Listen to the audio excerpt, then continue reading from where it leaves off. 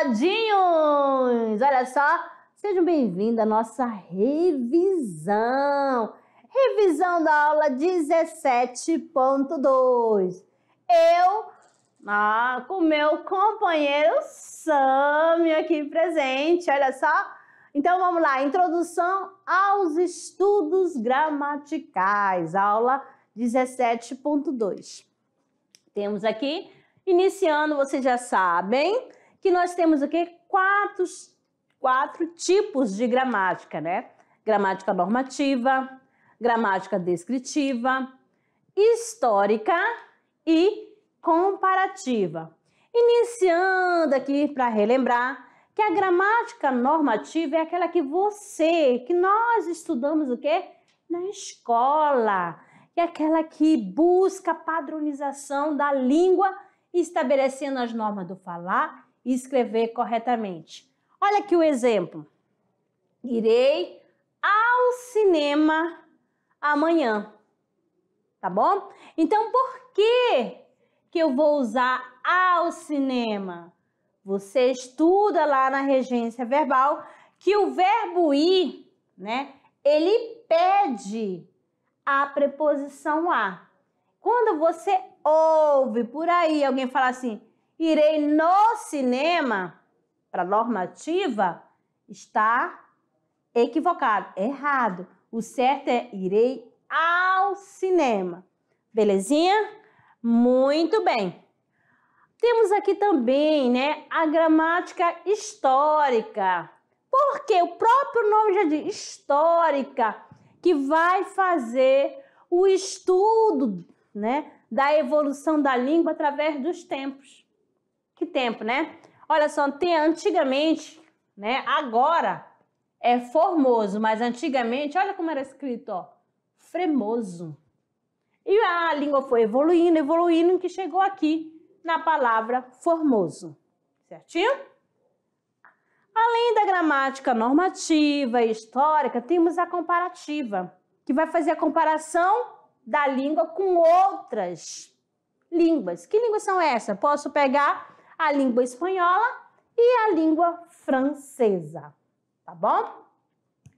Outra aqui para vocês, a gramática descritiva. Esta enfatiza o uso oral da língua e suas variações. Por exemplo, aqui, ó, o que a gente vai fazer amanhã? Então, a questão da oralidade. Belezinha? Muito bem.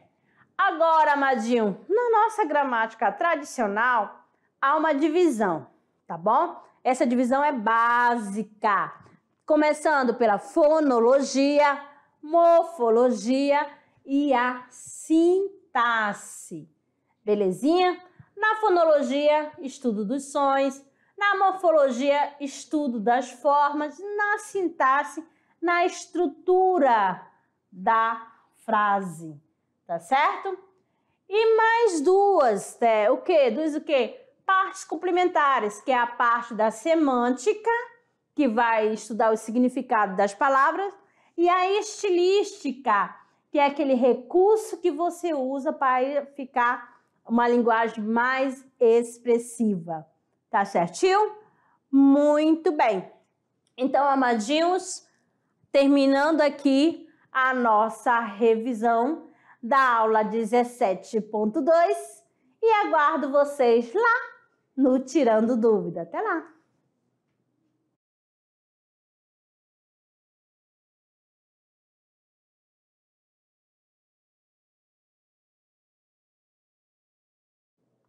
Olá, estou de volta! E como foi rápido, né, amadinho? Para o nosso momento do Tirando Dúvidas, resolução de atividade de sala. Vamos lá para a questão 1. De acordo com Antunes, 2007, se uma criança diz minhas colegas e meus colegos, um algodão e um algodinho, é porque já domina as regras morfossintáticas de indicação do masculino e do feminino, bem como as regras de indicação do aumentativo e do diminutivo em português. Ou seja, já sabe esses pontos da gramática. Nesse caso, trata-se de qual gramática, amadinho? Presta atenção, olha só, conforme aqui Antunes, olha só. Minhas colegas e meus colegos. Um algodão, um algodinho. Se trata-se de qual gramática? Internalizada? Histórica? Normativa? Descritiva ou funcional? A, B, C, D ou E? Temos aqui a letra A. Por que a letra A? É aquela gramática internalizada. Como que você sabe disso? É porque você pode pegar, observar uma criança de 3 aninhos, de 4 aninhos, que nunca frequentou a escola. Ela já tem uma noção, tá certo? Então, ela faz essa associação. Quando ela vai fazer algo, por mais que ela fale incorreto na hora da pronúncia, mas ela sabe a sequência de uma palavra, ok? Por isso que é a gramática internalizada. Questão 2. Observe aqui, amados, aqui um gênero tirinha. Quais são minhas notas? Quais são minhas notas, chicos? E eu que vou saber? Você também fez prova? Isso é lá português que se fala? Já para o artigo mais. E amanhã quero que você o fino num português. Ou seja, quero que você fique fino em português. Observou bem? Olha a sequência aqui dessa tirinha. O que acontece, né? Ó, o Chico Bento, você já conhece. Ele mora na roça, ele é da zona rural, a zona do campo, e ele tem essa questão da fala. Quais são minha nota? Né? Vamos ver aqui, ó. De acordo com o Sulci, o ponto de vista que cria o objeto, assim uma concepção gramática, é a consequência do olhar que se tem, sobre a língua. Partindo dessa afirmação, assinale a alternativa que caracteriza a concepção de língua e, consequentemente, de gramática apresentada no texto. Letra A. A língua é uma instituição social e não um organismo natural, e sua gramática estabelece-se como funcional. B. A língua é uma realidade com história e, por isso, sua gramática organiza-se como histórico-comparativa.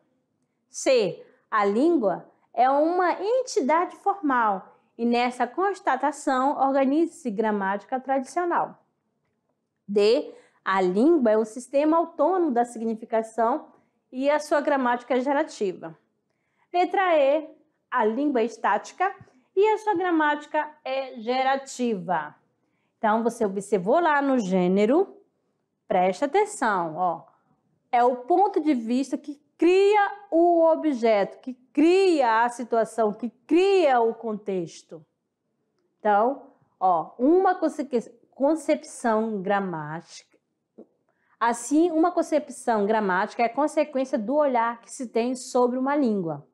Partindo dessa afirmação, assinale a alternativa que caracteriza a concepção de língua e, consequentemente, de gramática apresentada no texto. Então, amadinhos, A, B, C, D ou E? Olha só, temos aqui a questão da letra C, né? A língua é uma entidade formal. Nessa constatação, organiza-se na gramática tradicional. Por quê? É o falar corretamente e escrever corretamente. Como assim, amadinha? Olha lá o questionamento do Chico Bento à professora.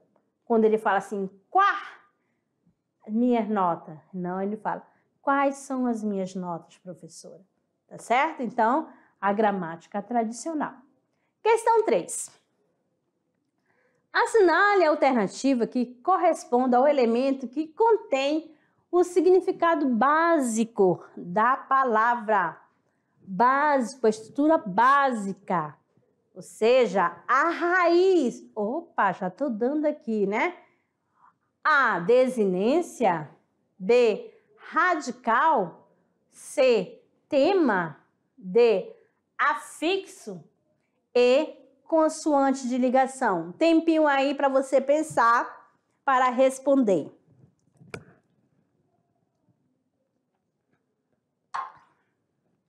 Muito bem. Então, ó, lembra lá na aula, quando a gente fala desinência, é a terminação. Então, não é o básico da palavra, tá certo? Então, aí nós temos o quê? O radical, que é a parte básica, a parte significativa, né? A raiz da palavra é a base. O tema não é nenhum afixo, então, o que ele quer é o básico, então é o radical. E nem consoante de ligação, ok? Questão 4. Temos aqui, né, a palavra livro. É um substantivo. E você, amadinho, lembra o que é um substantivo? Por que livro é um substantivo? É porque ele nomeia um ser, tá certo? É o nome de um objeto, tá certo? Então, nós temos aí livro. Ele é um substantivo próprio, concreto, primitivo, simples. B, comum, abstrato, derivado, composto. C, comum, abstrato, primitivo e simples. D, comum, concreto, primitivo e simples. Comum, coletivo, composto e abstrato.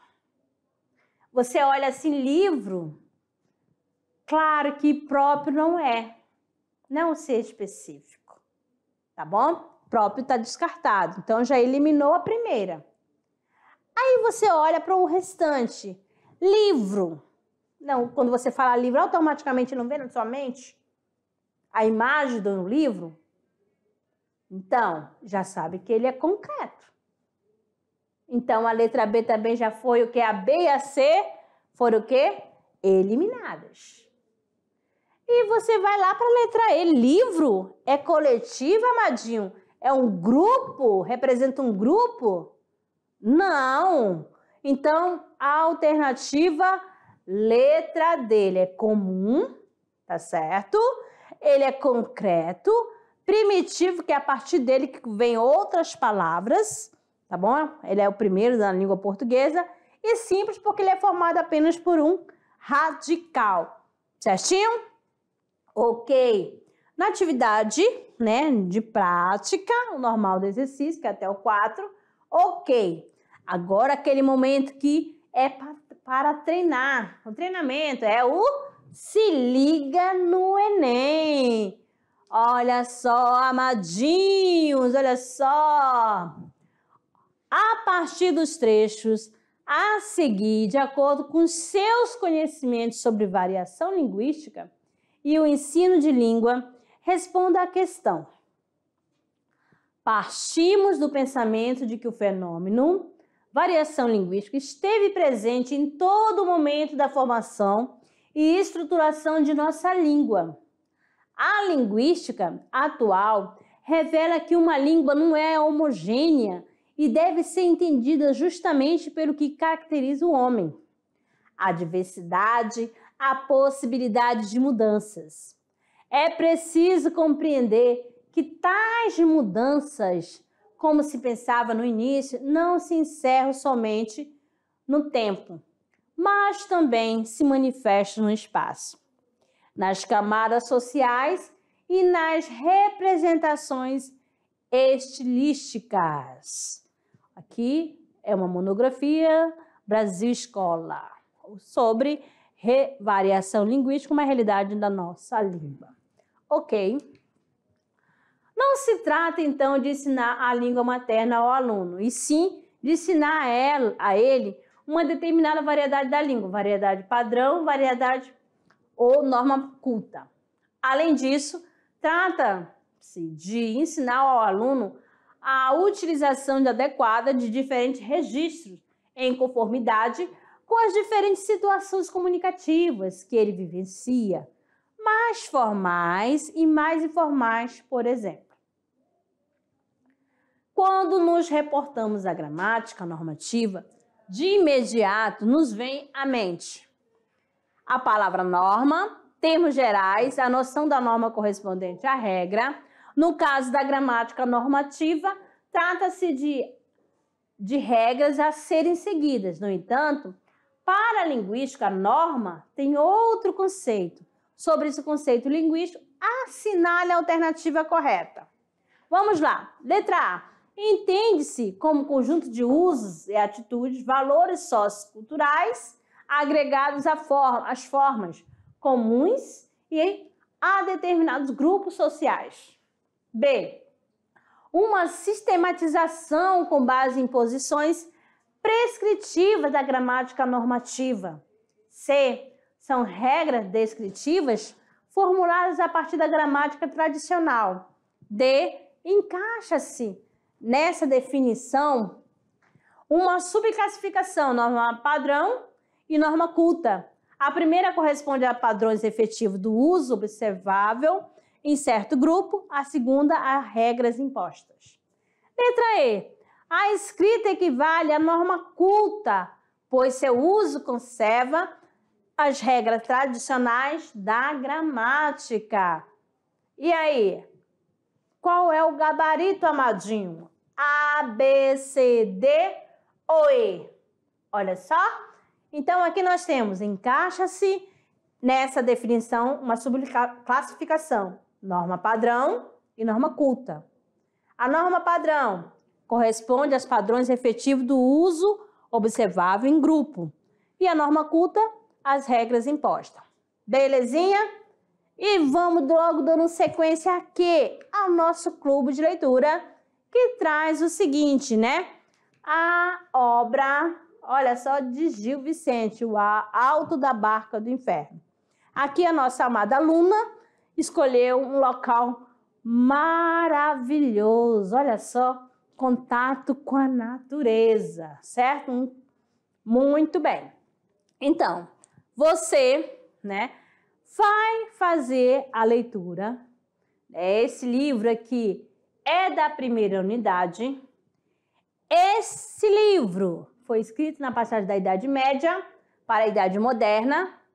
A obra oscila entre os valores morais, ao mesmo tempo que há uma severa crítica à sociedade. Típica do quê? Da Idade Média. A obra também está religiosamente voltada para a figura de Deus, o que é uma característica da Idade Média. Belezinha? E para finalizar, amadinho, a nossa aula, a gente sempre termina com uma mensagem. A mensagem é, acompanhe comigo, o estudo engrandece a estima e nos faz ver muito, muito além das palavras. Aqui, autor desconhecido, esse AD aí, tá certo? Então, amadinhos, chegou o final da nossa aula. Muito obrigada pela companhia de vocês e até a próxima!